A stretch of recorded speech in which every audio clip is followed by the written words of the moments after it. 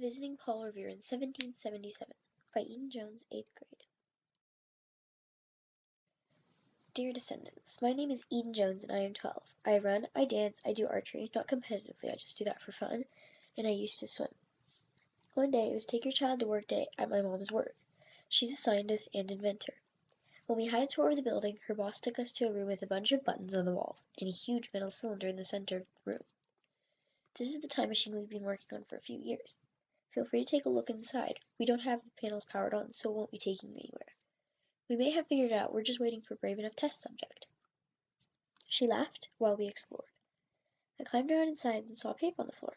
I picked it up. Password, 1484. Was that all I needed to start this thing? I pocketed the paper and climbed out.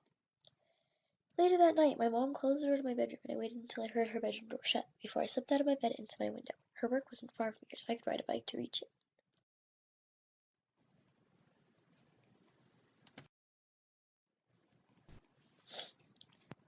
After a bike ride, I reached the time machine. I tried to turn on the wall panels, but they required a password. I slipped out my password paper and typed in 1484. I then approached the machine, which was glowing a strange shade of blue.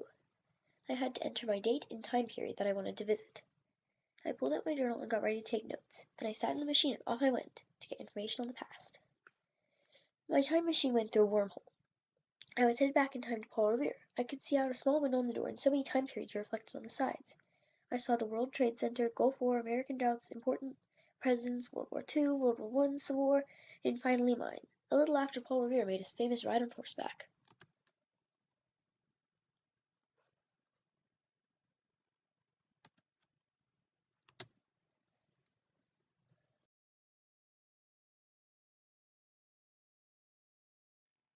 My interview with Paul Revere. I decided to be a cultural anthropologist because I snuck into my mom's work when she wasn't there so I could time travel. I decided while I was here to have an interview with Paul Revere. This is how it went. Hi, Mr. Revere. I wanted to ask you some questions.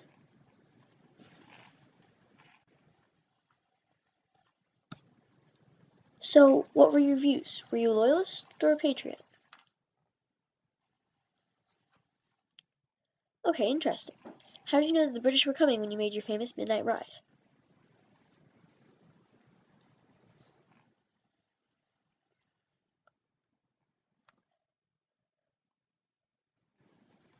Speaking of which, what exactly did you shout?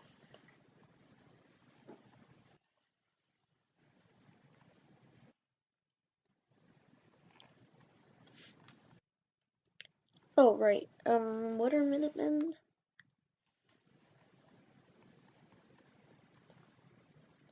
That's really interesting. Were you a Minuteman?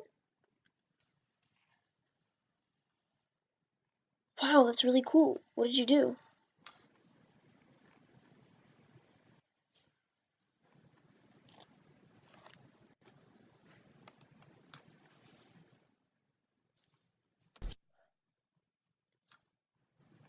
You were a real hero. That must take some bravery.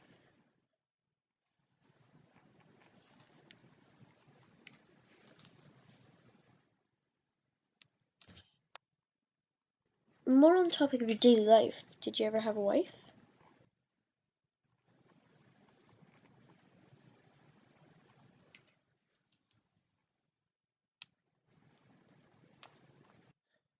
That's really sad. You said you had two. Did you ever remarry?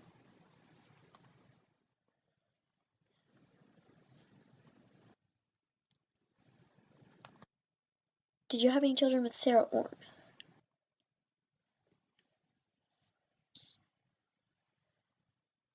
You must be proud. That concludes our interview. Thank you so much for your time.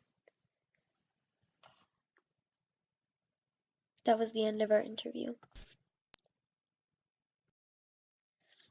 7 elements of culture in the time of Paul Revere. The social organization in the time of Paul Revere had different levels. The first were enslaved field hands. Many people tend to forget that there were slaves then.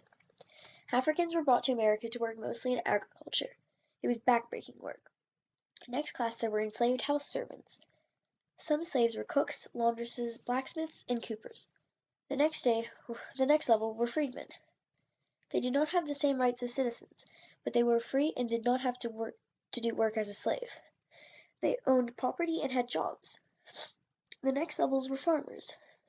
They worked at farms and only had the labor of their families, and sometimes slaves or hired help. Middling were the slightly higher classes. They worked as lawyers, blacksmiths, silversmiths, merchants who owned shops, and printers. Some were even doctors. The highest class was the gentry class. This class usually had a position in the government or were just wealthy merchants. They usually owned a lot of slaves. They had a lot of land, too. Customs and traditions. Travel between colonies was weak back then. The few roads were treacherous. Most houses were plain rectangular houses with 2 rooms and were solidly built. The woman did the cooking. They used wooden dishes and silverware. Sometimes a neighbor or minister would stop by houses. Children attended schools in schoolhouses and adults meetings in the meeting houses. Religion. Many people went to the colonies in search of religious freedom. Though the majority of people in the colonies were Christian, there were Jews, Catholics, Quakers, Lutherans, Protestants, and Presbyterians. Language. The main language spoken then was English. Those were, after all, the English colonies. Arts and literature. Many of the things they did then were considered arts and literature by us now. They attended plays and concerts for theaters. Artists painted portraits of people. They danced waltzes and other slow dances and balls. The women worked on sewing and needlepoint. They also wrote stories, poems, and plays.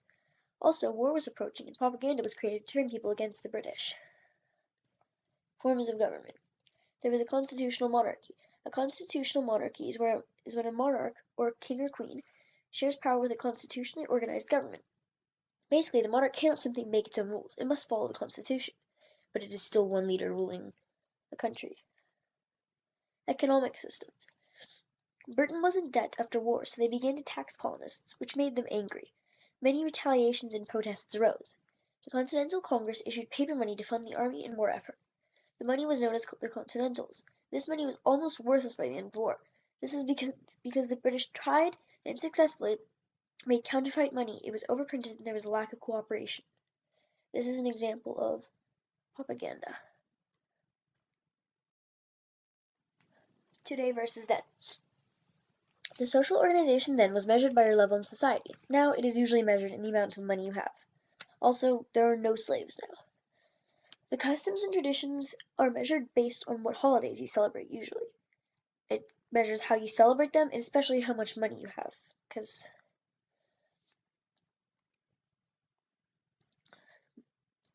religion. There are even less religions now. Judaism, Christianity, and Catholicism are the main religions of the U.S. Language. We still speak English, though languages throughout the U.S. have gotten more diverse, and many people also speak Spanish, Chinese, Ukrainian/Russian. Arts and literature. Now, we don't dance waltz and slow dances as much. Women don't sew as much today, but many do, and many know how. Propaganda is still used today, but in more flashy ways. Forms of government. Now we have a federation system of government. A federation is a group of states with central government but independence with internal affairs. Economic systems.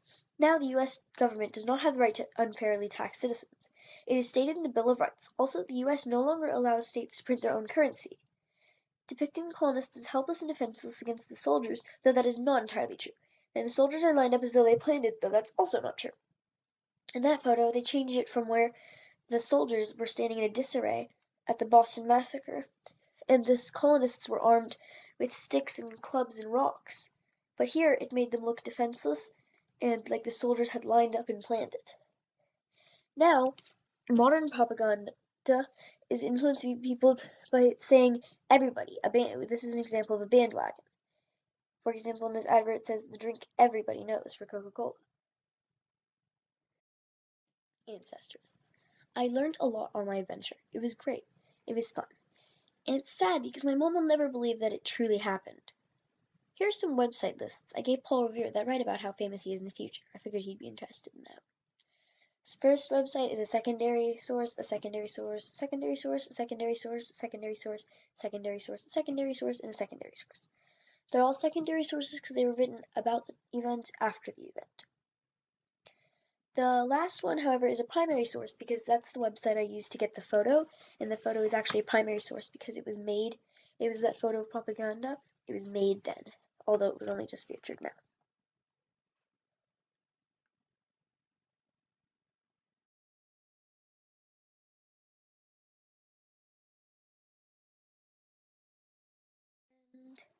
Thank you for reading my letter, ancestors.